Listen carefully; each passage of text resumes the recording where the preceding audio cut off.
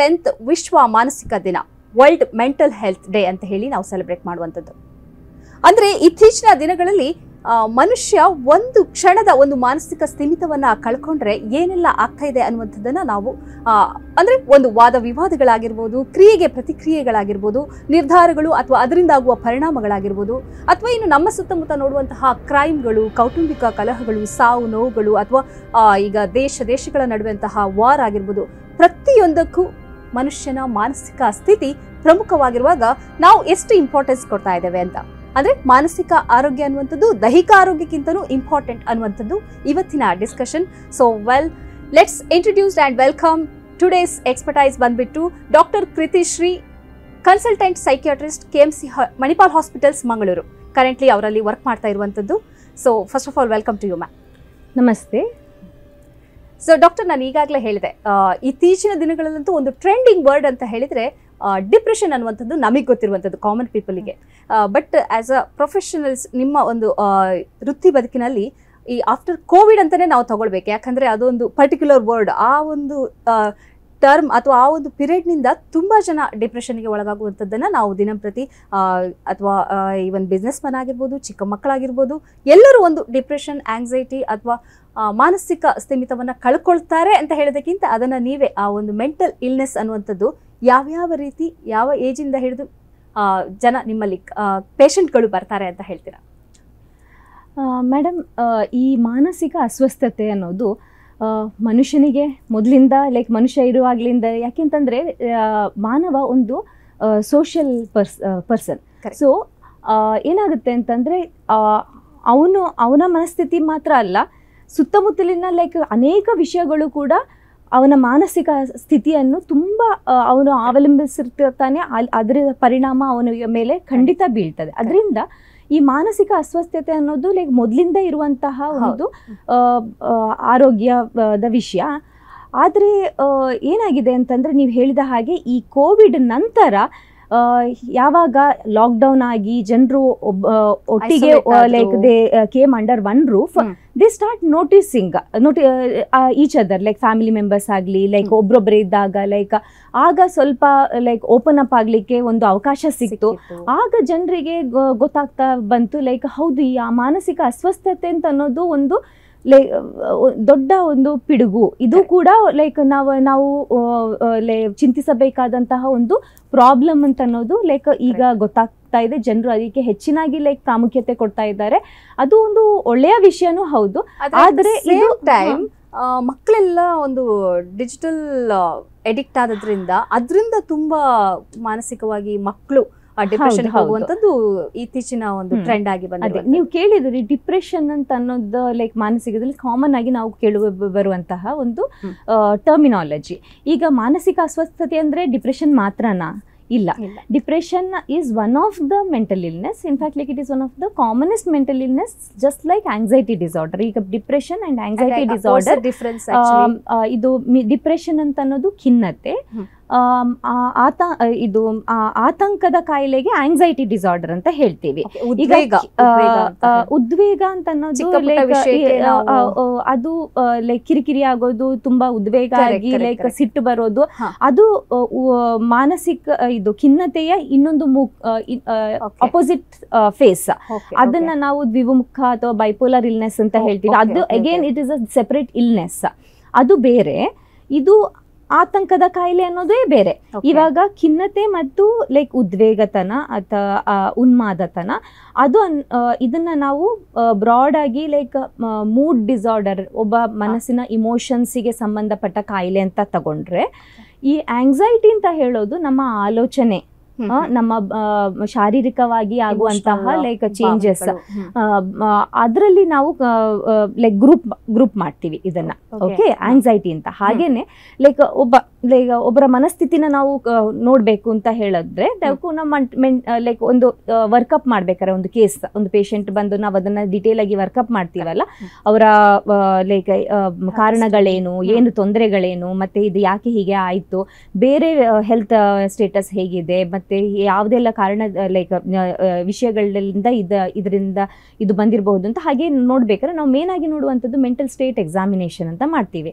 ಅದರಲ್ಲಿ ಒಬ್ಬ ಪೇಷಂಟ್ ಹೇಗೆ ವರ್ತಿಸ್ತಾ ಇದ್ದಾರೆ, ಅವ್ರು ಹೇಗೆ ಅವರನ್ನ ಲೈಕ್ ಪಡ್ಕೊಳ್ತಾ ಇದ್ದಾರೆ, ಮಾತಾಡ್ಬೇಕಾದ್ರೆ ಅವರ ಶೈಲಿ ಹೇಗಿದೆ, ಅವರ ಆಕ್ಟಿವಿಟೀಸ್ ಹೇಗಿದೆ, ಅವರ ಆಲೋಚನೆಗಳು ಹೇಗಿದೆ, ಅವರ ಇದು ಎಂತ ಇಮೋಷನ್ ವೇಲೆನ್ಸಿ ಹೇಗಿದೆ, ಮತ್ತೆ ಅವರಲ್ಲಿ ಯಾವ್ದಾದ್ರು ಬೇರೆ ರೀತಿಯಂತಹ ಅಪನಂಬಿಕೆಗಳಿದೆಯಾ, ಅವರ ಇಂಟೆಲಿಜೆನ್ಸ್ ಹೇಗಿದೆ, ಹಾಗೆ ಅವರ ಕೆಪಬಿಲಿಟಿ ಆಫ್ ಇದು ಜಡ್ಜ್ಮೆಂಟ್ ಹೇಗೆ, ಅದು ಹೇಗೆ ಮಾಡ್ತಾ ಇದ್ದಾರೆ, ಮತ್ತೆ ಅವರಿಗೆ ಆ ಕಾಯಿಲೆ ಬಗ್ಗೆ ಯಾವ ರೀತಿಯ ಅನುಭವ ಇದೆ ಆಗಲಿ ಅಥವಾ ಅದ್ರ ಬಗ್ಗೆ ಏನು ಅರ್ಥ ಮಾಡ್ಕೊಂಡಿದ್ದಾರೆ ಅದನ್ನ ಅವ್ರು ಹೇಗೆ ಪರಿಗಣಿಸ್ತಿದ್ದಾರೆ, ಇದೆಲ್ಲನೂ ನಾವು ಲೈಕ್ ನೋಡಿಕೊಂಡು ಒಂದು ಡಯಾಗ್ನೋಸಿಸ್ ಅಂತ ಮಾಡ್ತೀವಿ. ಅದರಲ್ಲಿ ಲೈಕ್ ಅದರ ಪ್ರಕಾರವಾಗಿ ನೋಡಿದಾಗ ಈ ಖಿನ್ನತೆ ಅನ್ನೋದನ್ನ ನಾವು ಮೂಡ್ ಡಿಸಾರ್ಡರ್ ಅಡಿ ಇಡ್ತೀವಿ.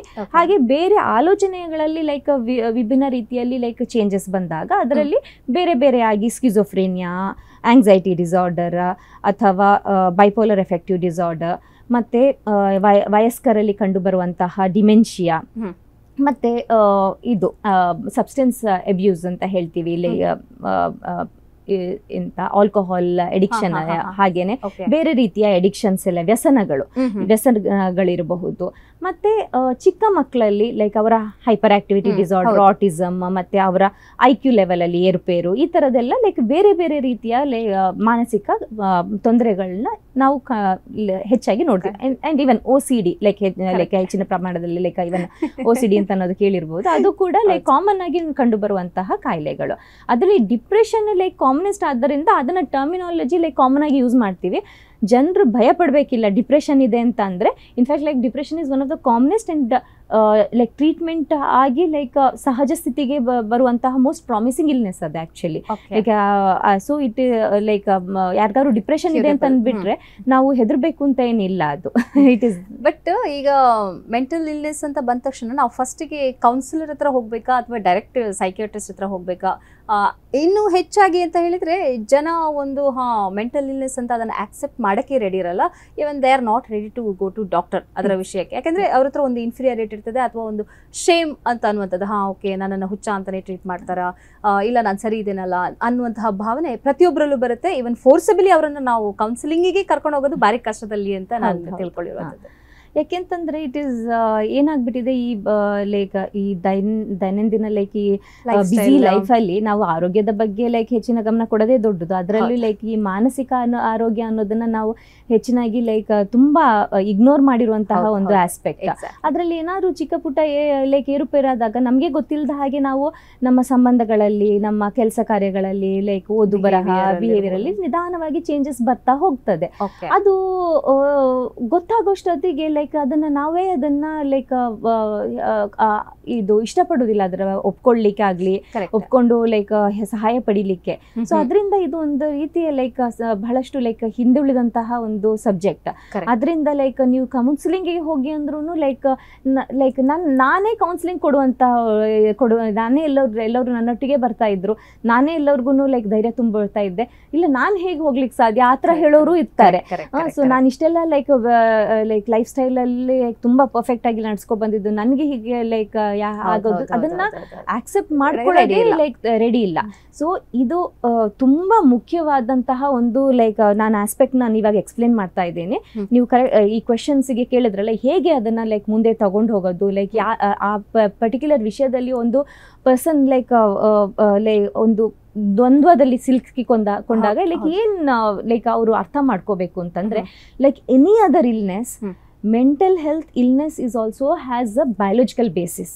ಓಕೆ, ನಮ್ಮ ಬಾಡಿಯಲ್ಲಿ ಹೇಗೆ ಬೇರೆ ಬೇರೆ ಬೇರೆ ಅಂಗಗಳಿದೆಯೋ, ಈಗ ಹಾರ್ಟಿನಲ್ಲಿ ಹಾರ್ಟ್ ಪ್ರಾಬ್ಲಮ್ಸ್ ಬರ್ತದೆ, ಲಂಗ್ಸ್ ಅಲ್ಲಿ ಲೈಕ್ ಲಂಗ್ ರಿಲೇಟೆಡ್ ಡಿಸೀಸಸ್ ಬರ್ತದೆ, every part is like can get affected. ಹಾಗೇನೆ ಮೆದುಳು ಇದೆಯಲ್ಲ, ಅದು ಕೂಡ like any kind of stresses ಅದರಿಂದ ಲೈಕ್ ಎಫೆಕ್ಟ್ ಆಗ್ತದೆ. ಈಗ ನಮ್ಮ ಮನಸ್ಸು ಅಂತ ಅನ್ನೋದು ನಮ್ಮ ಮೆದುಳಿನೊಳಗಿದೆ. ಓಕೆ, ಈಗ ನಾನು ಹೇಳ್ದೆ ಲೈಕ್ ಮನಸ್ಸು ಅಂತಂದ್ರೆ ಏನೆಲ್ಲ ಇನ್ಕ್ಲೂಡ್ ಆಗಿದೆ, ನಮ್ಮ ಆಲೋಚನೆ, ಭಾವನೆ, ಮತ್ತೆ ನಮ್ಮ ವಿವೇಕತನ, ಲೈಕ್ ಮತ್ತೆ ನಮ್ಮ ನಡುವೆ ಎಲ್ಲನೂ ಅಲ್ಲಿದೆ. ಈಗ ನಾನು ಲೈಕ್ ಬ್ರೀಫ್ ಆಗಿ ಹೇಳ್ಬೇಕು, ಫ್ರಮ್ ಬಯಾಲಜಿಕಲ್ ಆಂಗಲ್ ಎಕ್ಸ್ಪ್ಲೇನ್ ಮಾಡಬೇಕು ಅಂತಂದ್ರೆ, ನಮ್ಮ ಬ್ರೈನ್ ತಗೊಂಡ್ರೆ ನಮಗೆ ಲೈಕ್ ಕೆಲವೊಂದು ವಿಷಯ ನಮಗೆ ಗೊತ್ತಿದೆ. There is something called memory unit. there is something called emotional unit center. There is center for sleep, centre for ನಮ್ಮ ಹಂಗರ್ನೆಲ್ಲ ಕಂಟ್ರೋಲ್ ಮಾಡುವಂತಹ ಒಂದು ಸೆಂಟರ್ ಇದೆ. ಸ್ಪೀಚ್ ಸೆಂಟರ್ ಅಂತ ಸೆಪರೇಟ್ ಆಗಿದೆ. ಹಾಗೇನೆ ಮೋಟಿವೇಶನ್ ಅಂತ ಕಂಟ್ರೋಲ್ ಮಾಡೋದು ಒಂದು ಸೆಪರೇಟ್ ಯೂನಿಟ್. ಓಕೆ, ನಮ್ಮ ಮೋಟಿವೇಶನ್ಸ್ ಮತ್ತೆ ನಮ್ಮ ಆಲೋಚನೆಗಳನ್ನ ಕಂಟ್ರೋಲ್ ಮಾಡುವಂತಹ ಯೂನಿಟೇ ಬೇರೆ.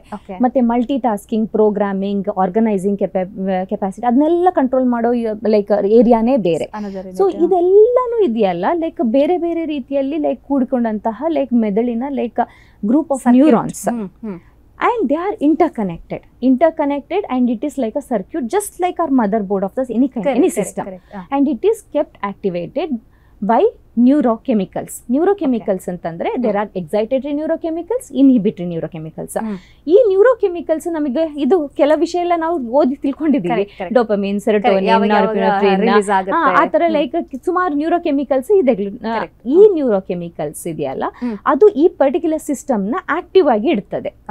ಈಗ ಯಾವಾಗ ಸ್ಟ್ರೆಸ್ ಜಾಸ್ತಿ ಆಗ್ತದೆ, ಈ ಸ್ಟ್ರೆಸ್ ಅನ್ನೋದು ಬಾಡಿ ಒಳಗೂ ಇರಬಹುದು, ಬಾಡಿಯಿಂದ ಹೊರಗಿರ್ಬೋದು. ಫಾರ್ ಎಕ್ಸಾಂಪಲ್ ಬಾಡಿ ಒಳಗಿನ ಸ್ಟ್ರೆಸ್ ಫಸ್ಟ್ ನಾನು ಎಕ್ಸ್ಪ್ಲೇನ್ ಮಾಡ್ತೀನಿ. ಅಂದ್ರೆ ಸಡನ್ ಲೈಕ್ ಕಾಯಿಲೆಗಳಿಂದ there are inflammatory reactions, immunological changes, hormonal changes, ಅಥವಾ ಲೈಕ್ ಯಾವ್ದಾದ್ರು ಮೆಡಿಕೇಶನ್ಸ್ ತಗೊಂಡಾಗ, ಡ್ರಗ್ಸ್ ತಗೊಂಡಾಗ ಅದರಿಂದ ಸ್ವಲ್ಪ ಏರುಪೇರುಗಳಾಗ್ತದೆ. ಹಾಗೆ ಇದು ಬಾಡಿ ಒಳಗಿನಲ್ಲಿ ಇರುವಂತಹ ವೇರಿ ಲೈಕ್ ಸ್ಟ್ರೆಸ್, ಬೇಸಿಕಲಿ ಬಾಡಿಯಲ್ಲಿ ಸ್ಟ್ರೆಸ್ ಇಲ್ಲ ಅಷ್ಟೆಲ್ಲ ಆಗುದಿಲ್ಲ. ಬೇಸಿಕಲಿ ಸ್ಟ್ರೆಸ್ ಇದು ಬಾಡಿಯಲ್ಲಿ ಸ್ಟ್ರೆಸ್ ಉಂಟು ಮಾಡ್ತದೆ. ಓಕೆ, ಸ್ಟ್ರೆಸ್ ಆದಾಗ ಬಾಡಿ ಲೈಕ್ ಒಂದು ರಿಯಾಕ್ಷನ್ಸ್ ಆಗಿ ಸ್ಟ್ರೆಸ್ ಹಾರ್ಮೋನ್ ಜಾಸ್ತಿ ಮಾಡ್ತದೆ. ಓಕೆ, ಸೊ ಹಾಗೇನೆ ಬಾಡಿ ಹೊರಗಿನ ಸ್ಟ್ರೆಸ್ ಅಂತ ತಗೊಂಡ್ರೆ ಓದಿನ ವಿಷಯದಲ್ಲಿ ಇರಬಹುದು, ರಿಲೇಶನ್ಶಿಪ್ ಅಲ್ಲಿ ಇರಬಹುದು, ಲೈಕ್ ಕೆಲಸದ ವಿಷಯದಲ್ಲಿ ಇರಬಹುದು, ಅಥವಾ ಸಡನ್ ಲಾಸ್ ಇರಬಹುದು. ಹೀಗೆ ಇದು ಲೈಕ್ ಸದಾ ಕಾಲ in small bits and pieces like stress ಆಗಿ ನಾವು ಲೈಕ್ ಜೀವನದಲ್ಲಿ ಕಂಡು ಬರಬಹುದು. ಅಥವಾ ಒಂದು ಇಂಪ್ಯಾಕ್ಟ್ಫುಲ್ ಲೈಕ್ ನಾವು ಪ್ರಿಪೇರ್ಡ್ ಆಗಿಲ್ಲ ಆ ವಿಷಯಕ್ಕೆ, ಲೈಕ್ ಸಡನ್ ಆಗಿ ಆಗುವಂತಹ ಒಂದು ಟ್ರಾಮ್ಯಾಟಿಕ್ ಇವೆಂಟ್ ಇರಬಹುದು.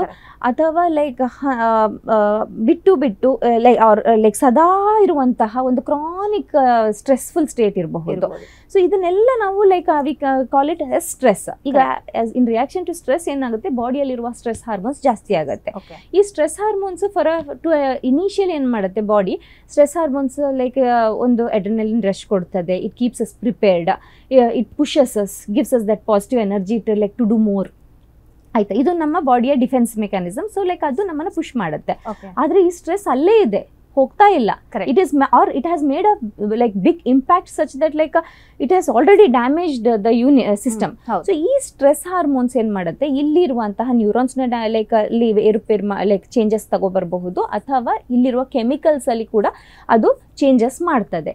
ಹೀಗೆ ಆದಾಗ ಏನಾಗುತ್ತೆ, coming back to this system motherboard which I told about all this different unit, ನಮ್ಮ ಆಲೋಚನೆಗಳು ವಿಚ್ ಇಸ್ ಈ ಥಾಟ್ ಸೆಂಟರ್ ಅಲ್ಲಿ it is suppose to produce rational thoughts. ಅಂದ್ರೆ ಯಾವುದೇ ಒಂದು ಲೈಕ್ ಸಿಚುವೇಶನ್ ಅನ್ನ ನಾವು ಪಾಸಿಟಿವ್ ಆಗಿನೂ ಮತ್ತೆ ನೆಗೆಟಿವ್ ಆಗಿನೂ ಯೋಚನೆ ಮಾಡಿ ನಾವು ಅದನ್ನ ಲೈಕ್ ಡಿಸಿಷನ್ ತಗೊಳ್ತೀವಿ. ಈ ಎಲ್ಲರಿಗೂ ಇರುತ್ತೆ, ಲೈಕ್ ಆಯಾ ಏಜಿಗೆ ತಕ್ಕ ಹಾಗೆ, ಚಿಕ್ಕವರಿಂದ ದೊಡ್ಡವರ ಹಾಗೆ, ಅನುಭವಕ್ಕೆ ತಕ್ಕ ಹಾಗೆ ಲೈಕ್ ನಮಗೆ we can take decision. So ಈ ಆಲೋಚನೆ like it will start turning out into only negative set of thoughts, in spite of person knowing that ಇಲ್ಲ ಈ ರೀತಿ ನಾನು ಯೋಚನೆ ಮಾಡಬಾರ್ದು, this direction of thought process is self is not right ಅಂತ ಅವ್ರು ಎಷ್ಟೇ ಕಷ್ಟಪಟ್ಟು ಇಲ್ಲ ವಿಲ್ ಪವರ್ ಸ್ಟ್ರಾಂಗ್ ಮಾಡಿಕೊಂಡು ಅದನ್ನ ಸಪ್ರೆಸ್ ಮಾಡ್ಬೇಕಂತ ಅನ್ಸಿದ್ರು ಕೂಡ ವಿಲ್ ನಾಟ್ ಅಲೌ. ಲೈಕ್ ಇದು ಅಂದ್ರೆ ನಾನು ಪೇಷಂಟ್ಸ್ ಅಲ್ಲಿ ಲೈಕ್ ಮಾತಾಡಿ ಲೈಕ್ ಇವನ್ ಲೈಕ್ ಏನ್ ಗೊತ್ತಾಗುತ್ತೆ ಅಂತಂದ್ರೆ ಎಷ್ಟೋ ಹಳೇದು which is not even like they would have come in terms with it, ಅದು ಈಗ ಲೈಕ್ ಈ ಪ್ರೆಸೆಂಟ್ ಸಿಚುವೇಶನ್ಗೆ ಲೈಕ್ ಕನೆಕ್ಟೆಡೇ ಅಲ್ಲ ಅಂತೂ ಕೂಡ ಅದು those things will emerge out and it will start bothering that person. ಇದು ಮಾತ್ರ ಅಲ್ಲ, they become emotionally very sensitive. Correct, ಯಾಕೆಂದ್ರೆ ಇಟ್ ಇಸ್ ಹೋಲ್ ಸರ್ಕ್ಯೂಟ್ ಅಲ್ಲಿ ಫುಲ್ ಏರುಪೇರಾಗಿದೆ. The connection is like gone haywire, ಎಲ್ಲ ಏರುಪೇರಾಗಿದೆ. Some has become hyper, some has become hypo, energy ಇಲ್ಲ, like emotionally ಚಿಕ್ಕ ಚಿಕ್ಕ ವಿಷಯಕ್ಕೆ ಹಾರು ಬೀಳೋದು, ಆತಂಕ ಪಡುವಂಥದ್ದು, ಅಥವಾ ಚಿಕ್ಕ ಚಿಕ್ಕ ವಿಷಯಕ್ಕೆ ಅಳು ಬರುವುದು, ಧೈರ್ಯ ತಡ್ಕೊಳ್ಳಿಕ್ಕೆ ಆಗೋದಿಲ್ಲ. ಲೈಕ್ ನಾಟ್ ಜಸ್ಟ್ ಒಬ್ಬರೇ ಇದ್ದಾಗ ಮಾತ್ರ ಅಲ್ಲ, ಇನ್ನು ಸೋಷಿಯಲ್ ಸಿಚುವೇಶನ್ ಆತು ಬಿಡೋದು. ಅಂದ್ರೆ ಮೊದಲು ಅದು that person is never been like that, but ಆ ಮೊಮೆಂಟಿಗೆ ಹಾಗೆ ಆಗೋಗೋದು, ನಿದ್ದೆ ಸರಿ ಮಾಡ್ಲಿಕ್ಕೆ ಆಗೋದಿಲ್ಲ, ಅಥವಾ ಫುಲ್ ಸುಸ್ತ ಅಂದ್ರೆ ರಾತ್ರಿ ಇಡೀ ನಿದ್ದೆ ಮಾಡಿದ್ರು ಕೂಡ ನೆಕ್ಸ್ಟ್ ಡೇ ಫ್ರೆಶ್ ಅಂತ ಅನ್ಸೋದಿಲ್ಲ, ಮತ್ತೆ ಹಸಿವು ಸೇರೋದಿಲ್ಲ, ಊಟ ಮಾಡ್ಬೇಕು ಅಂತ ಅನ್ಸೋದಿಲ್ಲ, ಅಥವಾ like to in some individuals like stress eating ಆಗ್ತದೆ, ಕಾರ್ಬೋಹೈಡ್ರೇಟ್ ಹಾಗೂ ಆಗೋ ಚಾನ್ಸಸ್ ಇರ್ತದೆ, ಅಥವಾ ಈ ಮೋಟಿವೇಶನ್ ಯಾವುದೇ ಕಾರಣಕ್ಕೂ ಬರುವುದಿಲ್ಲ. ಸೊ ಮತ್ತೆ ಮಲ್ಟಿ ಟಾಸ್ಕಿಂಗ್ ಮಾಡ್ಲಿಕ್ಕೆ ಮೊದಲ ರೀತಿಯಲ್ಲಿ ಲೈಕ್ ಮಲ್ಟಿ ಟಾಸ್ಕಿಂಗ್ ಮಾಡ್ಲಿಕ್ಕೆ ಆಗೋದಿಲ್ಲ, ಒಂದು organised way of like planning systematic ಆಗಿ ಲೈಕ್ ಮಾಡ್ಲಿಕ್ಕೆ ಆಗೋದಿಲ್ಲ, ಇದನ್ನೆಲ್ಲ ಎದುರಿಸ್ತಾರೆ. ಸೊ ಇದು ಹೀಗೆ ಬಂದಾಗ ಇದನ್ನ ಹೇಗೆ ಲೈಕ್ ತಿಳ್ಕೊಂಡು ಹೋಗ್ಬೇಕು ಅಂತ ಅಂದ್ರೆ ಲೈಕ್ ಫಸ್ಟ್ ನೀವೇ ಅನ್ಕೋಬೇಕು ಇಷ್ಟೆಲ್ಲ ಲೈಕ್ ಮೇಲೆ ಒಂದು ಬರೀ ನಿದ್ದೆಗೆಟ್ರೆ ಓಕೆ ಅದು ಯಾವುದೋ ಒಂದು ಇದರಲ್ಲಿ ಪ್ರಾಬ್ಲಮ್ ಆಗಿದ್ದು ಅಂತ, ಬಟ್ ಇದೆಲ್ಲದ್ರಲ್ಲೂ ಆಗಿದೆ ಅಂತಂದ್ರೆ ಸಿಸ್ಟಮ್ಗೆ ಎಫೆಕ್ಟ್ ಆಗಿದೆ. ಸೊ ಇದನ್ನ ನಾವು ಕರೆಕ್ಟ್ ಆಗಿ ತಿಳ್ಕೊಂಡು ಎಷ್ಟು ಟೈಮ್ ಇಂದ ಲೈಕ್ ಹೀಗೆ ಆಗಿದೆ, ಅಥವಾ ಇದನ್ನ ಹೇಗೆ ಮಾಡಿದ್ರೆ ನಾವು ಸರಿ ಆಗ್ತದೆ, ಸ್ಟ್ರೆಸ್ಸಸ್ ಎಲ್ಲ ತೆಗೆದ್ರು ಕೂಡ ಇನ್ಫ್ಯಾಕ್ಟ್ ಲೈಕ್ ಪೇಷಂಟ್ಸ್ ಬಂದು ಹೇಳ್ತಾರೆ ನನಗೆ ಅದು ಆಗ 6 months ಬ್ಯಾಕ್ ಹಾಗೆ ಒಂದು ಆಗಿತ್ತು, ಬಟ್ ಇವಾಗ ನಾನು ಅದ್ರ ಬಗ್ಗೆ ಏನು ಯೋಚನೆ ಮಾಡಿ come in terms with it, that is come like gone, but still I am not able to get back to normal ಅಂತ. The reason is this. So ಈ ರೀತಿ ಯೋಚನೆ ಮಾಡ್ಕೊಂಡು ಅವ್ರು ಅದನ್ನ ಅರ್ಥ ಮಾಡ್ಕೊಂಡು ಅದನ್ನ ಲೈಕ್ ಆಕ್ಸೆಪ್ಟ್ ಮಾಡ್ಕೊಂಡ್ರೆ it becomes very easy for us to treat also. Correct. Okay, so it should first come from the patient side to first accepting. Okay, it is a biological process, ಏನೋ ಆಗಿದೆ ಅದನ್ನ ನಾನು ಸರಿ ಮಾಡ್ಕೋಬೇಕು ಅಂತಂದ್ರೆ it is easy.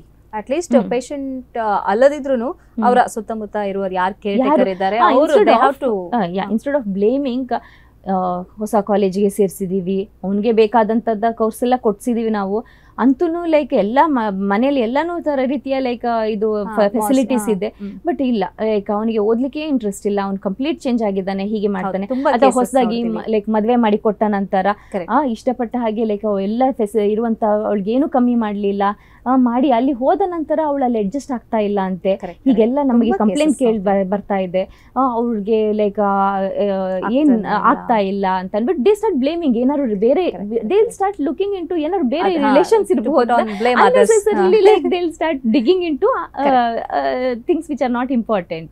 So like ಹೀಗೆ in a person behavior ಅಲ್ಲಿ like ಎಲ್ಲಾ ಏರಿಯಾಸ್ ಅಲ್ಲಿ like ಡಿಫರೆನ್ಸ್ ಕಾಣ್ತಾ ಇದೆ ಅಂತಂದ್ರೆ please consider it is like mental health issue. What you're seeing is actually mental health issue than nothing else. Okay, correct.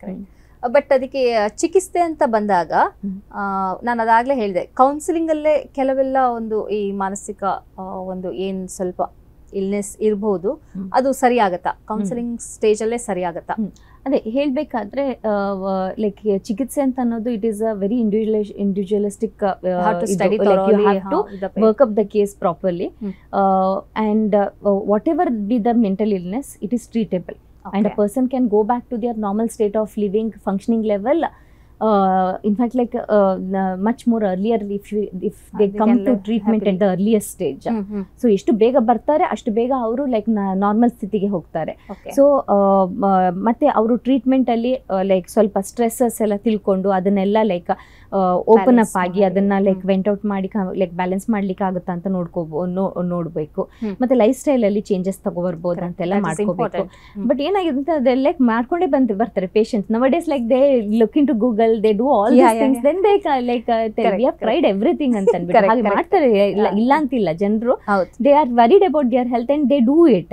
ಆಮೇಲೆ counselling ಅಂತ ಅಂದ್ರೆ ಲೈಕ್ ಈ ತರ ಲೈಕ್ ಮೈನಸ್ ಸ್ಟ್ರೆಸ್ಸಸ್ ಇದು ಬಂದ ಸ್ಥಿತಿಯಲ್ಲಿ ಲೈಕ್ ಅದು ಮತ್ತೆ ಆಲೋಚನೆಯಲ್ಲಿ like the way you are perceiving things, ನಿಮ್ಮ ಬೆಳೆದು ಬಂದ ರೀತಿಯೇ like different, like you are not able to you have having some inflexible thoughts, like ಕೆಲವು ವಿಷಯಗಳು ಲೈಕ್ ಒಳಗಿಂದಾನೇ ಲೈಕ್ ಈ ತರ ಸ್ಟ್ರೆಸ್ಫುಲ್ ಆಗಿ ಬರ್ತಾ ಇದೆ ಅಂತಂದ್ರೆ ಅದನ್ನ ಒಂದು ಸ್ವಲ್ಪ ಬದಲಾವಣೆ ಮಾಡ್ಕೋಬಹುದಾ ಅಂತ ಅನ್ನೋದಕ್ಕೆ ಲೈಕ್ ಈ ರೀತಿ ಕೌನ್ಸಿಲಿಂಗ್ ಎಲ್ಲ ನಾವು ಒಂದು ರೌಂಡ್ ನೋಡಬಹುದು.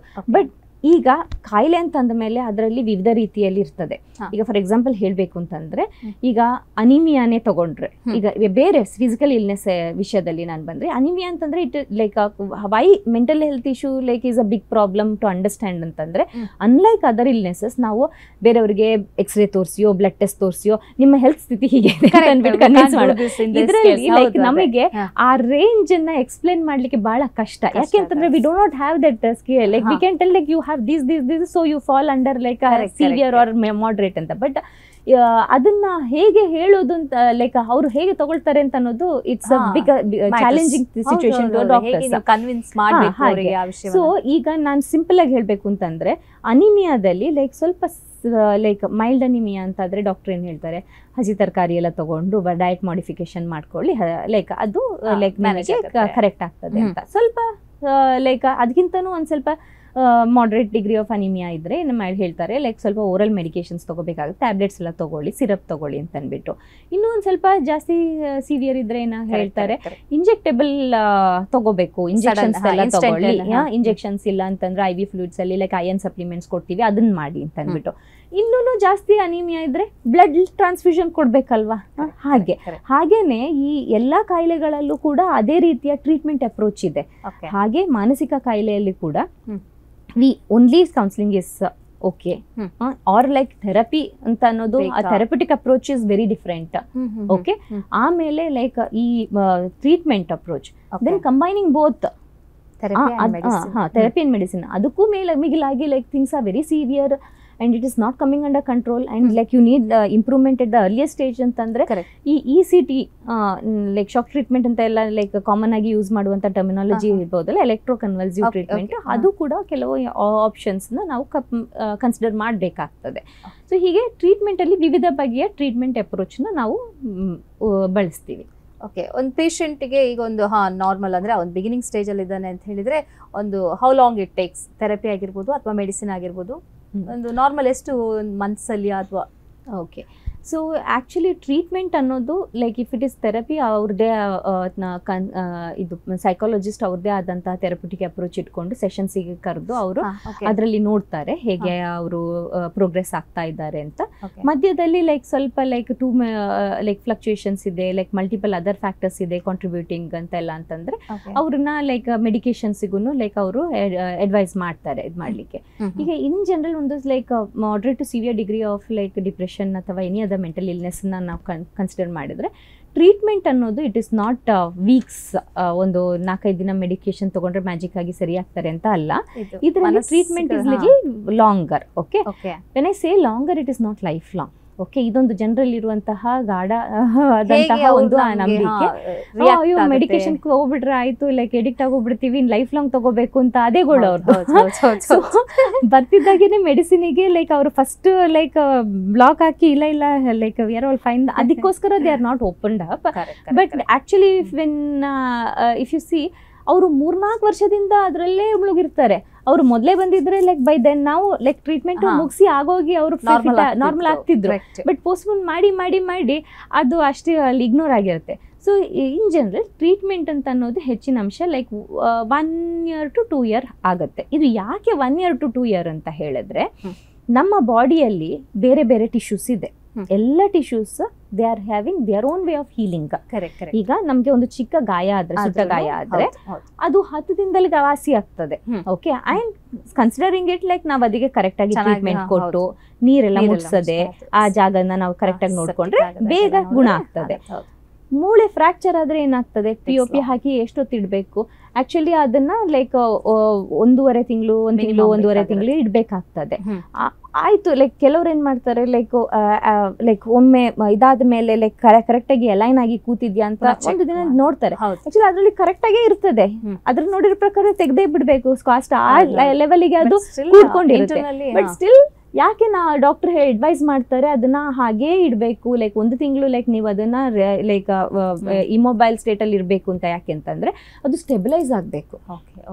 ಓಕೆ, ಹಾಗೇನೆ ಇದು ಒಳಗೆ ಇಂಟೆಸ್ಟೈನ್ ಅಲ್ಲಿ ಅಲ್ಸರ್ ಆಗಿದ್ರೆ ಅದರ ಟ್ರೀಟ್ಮೆಂಟ್ ಅದು ಅದರದೇ ಆದಂತಹ ಟೈಮ್ ತಗೊಳ್ತದೆ. ಬಟ್ ಇದರಲ್ಲಿ ಲಿಟಲ್ ಚಾಲೆಂಜಿಂಗ್ ಏನಂತಂದ್ರೆ ಇದನ್ನ ಇಮ್ಮೊಬೈಲ್ ಲೈಕ್ ರೆಸ್ಟಿಂಗ್ ಸ್ಟೇಟ್ ಅಲ್ಲಿ ಇಡ್ಲಿಕ್ಕೆ ಆಗೋದಿಲ್ಲ. ನಾವು ತಿನ್ಬೇಕು, ಆಹಾರ ತಗೋಬೇಕು, ಅಲ್ಲೆಲ್ಲ ಗ್ಯಾಸ್ಟ್ರಿಕ್ ಜ್ಯೂಸಸ್ ಪ್ರೊಡ್ಯೂಸ್ ಆಗಬೇಕು. It keeps like getting like ಇದು like expose to like all the food what you take. So ಅದೊಂದು ಸ್ವಲ್ಪ ಚಾಲೆಂಜಿಂಗ್. ಹಾಗೇನೆ ಬ್ರೈನ್ ಕೂಡ ನಾವು ನಮಗೆ ಮಾನಸಿಕ ಅಸ್ವಸ್ಥತೆ ಬಂದಿದೆ ಅಂತಂದ್ರೆ ನಾವು ಮನೇಲಿ ಇಟ್ಟು ಹೋಗ್ಲಿಕ್ಕೆ ಆಗೋದಿಲ್ಲ. ಇದನ್ನ ನಾವು ದೈನಂದಿನ ಕೆಲಸಗಳನ್ನ ನಾವು ಮಾಡಲೇಬೇಕಾಗ್ತದೆ, ಟ್ರೀಟ್ಮೆಂಟ್ ತಗೋಬೇಕಾಗುತ್ತೆ.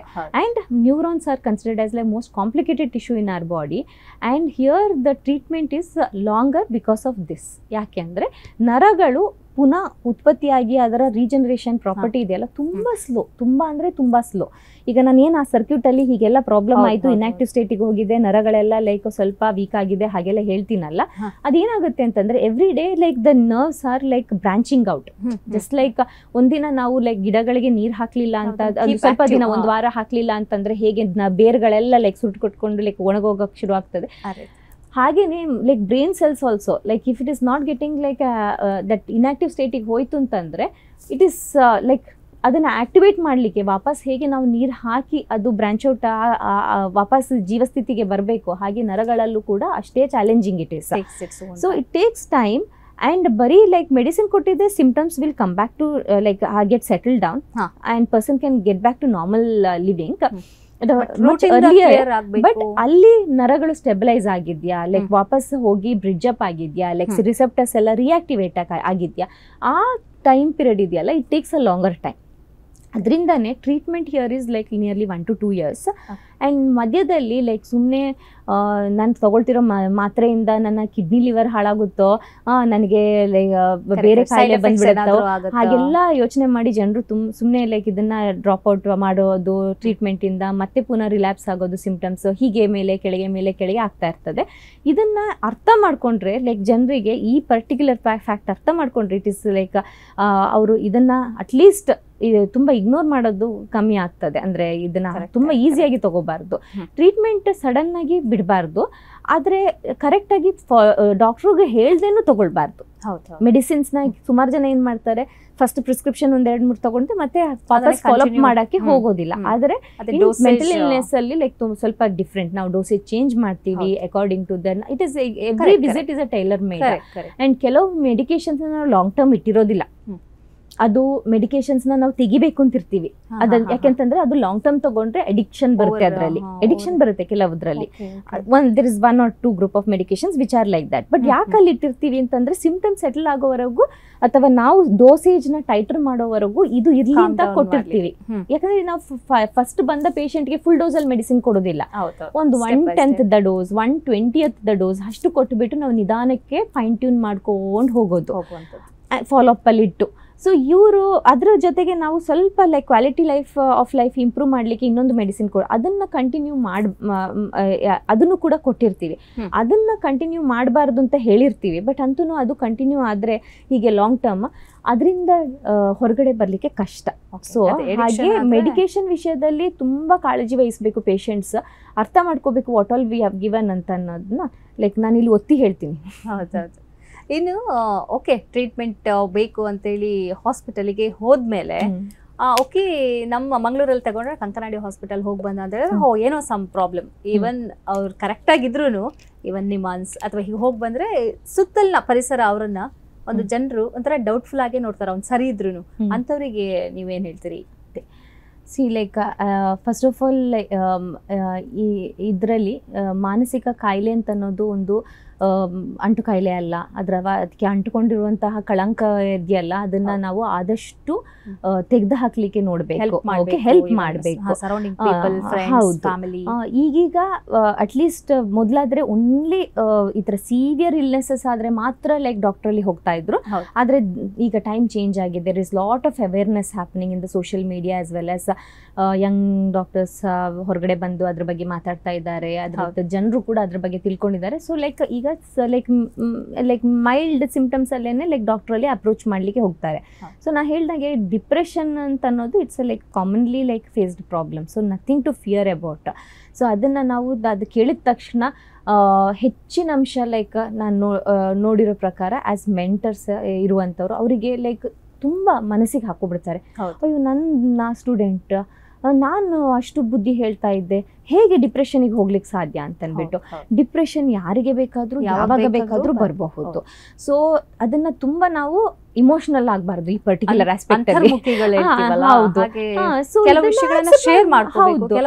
ಯಾರು ಹೇಳ್ತಾ ಇದ್ದಾರೆ ನಮ್ಗೆ ಲೈಕ್ ನಾನು ಟ್ರೀಟ್ಮೆಂಟ್ ತಗೊಳ್ತಾ ಇದ್ದೀನಿ, ನಾನು ಮೆಡಿಸಿನ್ಸ್ ಲೈಕ್ ಡಾಕ್ಟರ್ ಅಲ್ಲಿ ಹೋಗಿದ್ದೆ ಅಂತ ತಕ್ಷಣ ಅವರಿಗೆ ನೀವು ಓಕೆ ಫೈನ್ ಅಂತ ಅಂದ್ಬಿಟ್ಟು ಸಪೋರ್ಟ್ ಮಾಡಿ, ಅವರಿಗೆ ನೆಕ್ಸ್ಟ್ ಟ್ರೀಟ್ಮೆಂಟ್ ಹೋಗ್ಲಿಕ್ಕೆ ರಿಮೈಂಡ್ ಮಾಡಿ, ಮತ್ತೆ ಅವರಿಗೆ ಆಗ್ತಾ ಇರುವಂತಹ ಬೇಕಾದ್ರೆ ನಿಮಗೇನಾದ್ರು ಡೌಟ್ಸ್ ಇದ್ರೆ ಅವರ ನೆಕ್ಸ್ಟ್ ವಿಸಿಟ್ ಟೈಮಲ್ಲಿ ನೀವು ಅವ್ರ ಜೊತೆ ಹೋಗ್ಬಿಟ್ಟು ಡಾಕ್ಟ್ರಿಗೆ ಕೂತು ನಿಮ್ಮ ಡೌಟ್ಸ್ನೆಲ್ಲ ಕ್ಲಿಯರ್ ಮಾಡಿ. ಬಟ್ ಅವರಿಗೆ ಮೆಡಿಕೇಶನ್ಸ್ ತಗೊಳ್ಳೋದಿಕ್ಕೋ ಅಥವಾ ಲೈಕ್ ಕೌನ್ಸಿಲಿಂಗ್ ಅಥವಾ ಈ ಥರ ಏನು ಅವ್ರ ಹೆಲ್ಪ್ನ ಡಿಮೋಟಿವೇಟ್ ಮಾಡಬೇಡಿ. ಅಥವಾ ಅವರಿಗೆ ಈ ಥರ ಸಡನ್ ಆಗಿ ಈ ಟಾಕ್ಸಿಕ್ ಪಾಸಿಟಿವಿಟಿ ತಗೊಬರ್ಲಿಕ್ಕೆ ಟ್ರೈ ಮಾಡಬೇಡಿ. ಅಂದರೆ ಯಾಕೆ ನೀನು ನೆಗೆಟಿವ್ ಯೋಚನೆ ಮಾಡಬೇಕು, ಎಷ್ಟು ಚೆನ್ನಾಗಿದೆ ಲೈಫ್, ಇದ್ರಲ್ಲಿ ಪಾಸಿಟಿವ್ ಯೋಚನೆ ಮಾಡು, ಎಷ್ಟೆಲ್ಲ ಲೈಕ್ ನಿನಗೆ ಇದೆಲ್ಲ ಅವಕಾಶಗಳಿದೆ, ನಿನ್ಗೆ ಟೈಮ್ ಇದೆ, ನಿನಗೆ ಯಾಕೆ ಮಾಡಬೇಕು ಅಂತ. ಅದು ಅವ್ರು ಬೇಕು ಅಂತ ಮಾಡೋದಲ್ಲ.